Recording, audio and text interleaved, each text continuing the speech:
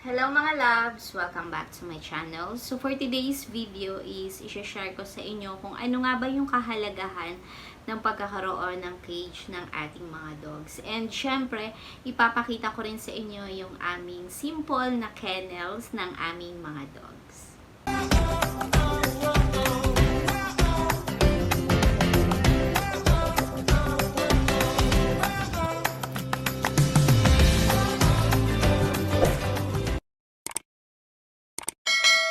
Sa mga hindi pa po nakasubscribe sa akin channel, please subscribe to my channel and please click the bell button para ma-notify kayo every time na mag-upload ako ng mga bagong video. So, for today's video is yun nga, pag-uusapan natin or isi-share ko sa inyo kung ano ba yung mga halagahan ng pagkakaroon ng isang cage sa ating mga dogs. And ipapakita ko rin sa inyo yung kennel namin na maliit lang naman siya pero okay naman din siya. So, yun, isi-share ko siya sa inyo para makita nyo yung advantage and disadvantage ng pagkakaroon ng cage. So, depende din naman po sa inyo kung gusto nyo silang i-cage or hindi. Kasi sa situation po namin is masyado na silang marami and talagang kailangan na natin silang i-cage kasi nga maraming mga disadvantage na i-share ko sa inyo and advantage din naman na merong cage yung aking mga dogs. Yung aking pong i-share sa inyo is based on my own experience lang po and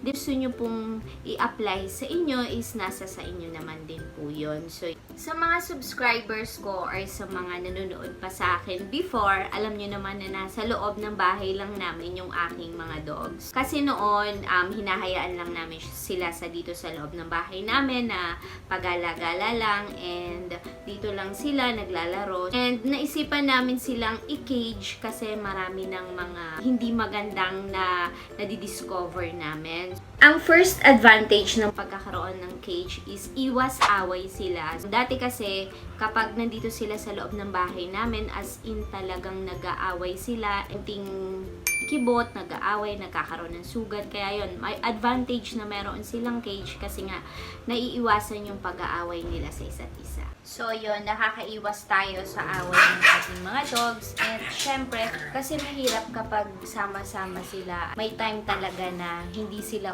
okay kasi may time na talagang nag-aaway. And one time yung mga dogs ko talagang, alam niyo yun, nagkakasugat-sugat sila kasi sa pag-aaway lang nila. So naisipan na namin silang i-cage para nga kung meron mang mainit ang ulo is hindi sila mag-aaway. So ang next na advantage is yung iwas sila sa agawan ng mga pagkain. Kasi before, kapag nagpapakain kami sa aming mga dogs is may time na inaagawan ng isa kong Shih Tzu, yung isa kong Shih Tzu. So ang tendency nun is hindi nakakakain yung isa kong dogs kasi nga inaagawan na sila. So hindi kagaya kapag meron tayong cage is nakakakain sila ng solo and alam mong sila talaga yung umubos ng mga pagkain nila. Ang next na advantage is yung iwas takas. Isang beses yung Boston Terrier ko is nakatakas siya sa pintuan namin. So, hindi namin siya na huli agad and that time pumasok pala siya sa mga dahon and sa mga damo dito sa subdivision namin. So, yung mata niya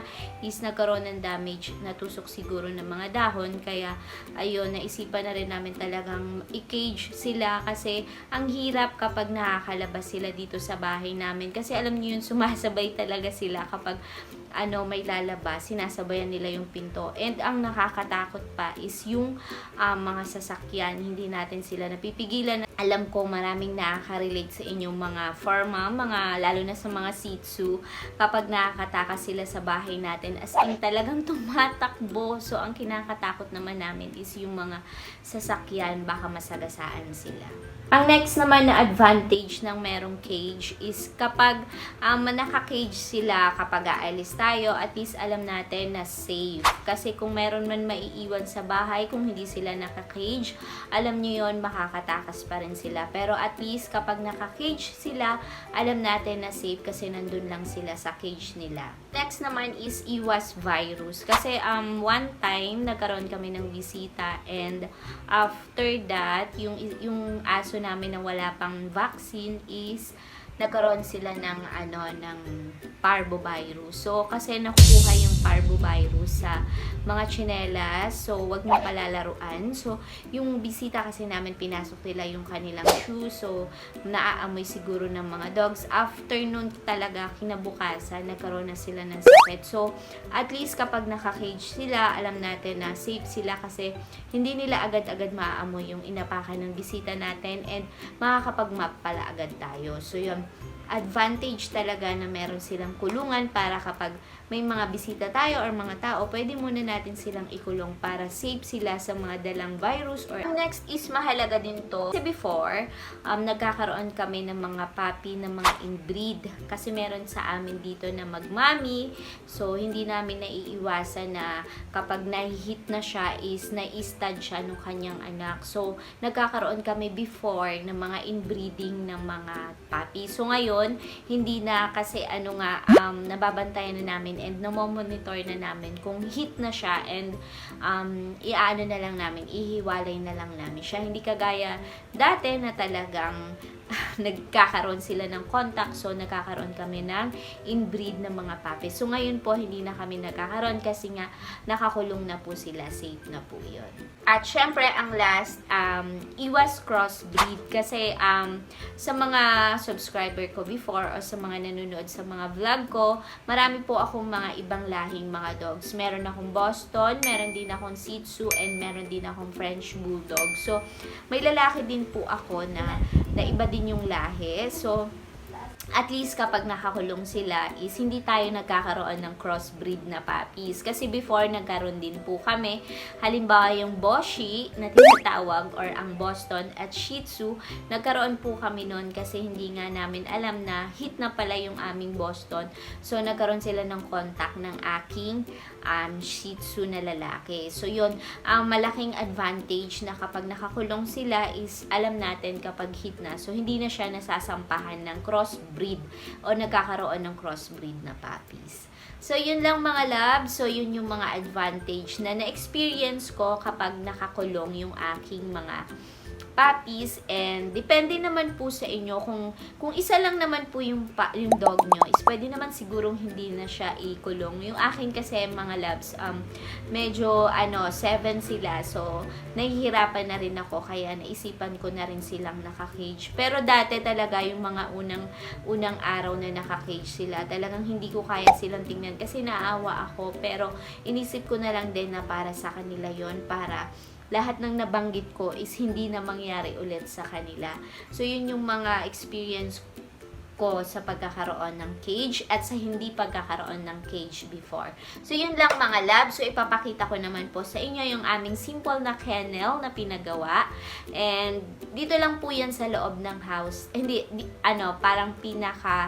Parang garahe lang ng house namin. So, before kasi tindahan yun ng mga damit sa mga subscribers ko before, napanood nyo na yun. So, tindahan siya ng mga damit. And naisipan ng asawa ko na, yun na nga lang yung gawin.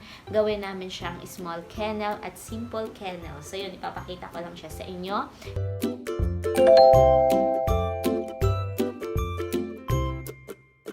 So, yun lang mga loves. Maraming salamat sa panunood. And sana meron kayo nakukuhang konting idea and natutunan sa aking video na to. And please, paki-follow po ng aming FB page, Hope and Dreams Kennel. And paki-subscribe po ang aming channel, Hope and Dreams Kennel. And pwede nyo po akong i-email sa aking email, janet.palero@gmail.com. At pwede nyo rin po akong i-message sa aking FB, Ramos Janet. Maraming salamat. Hanggang sa susunod na vlog na lang po ulit. Bye!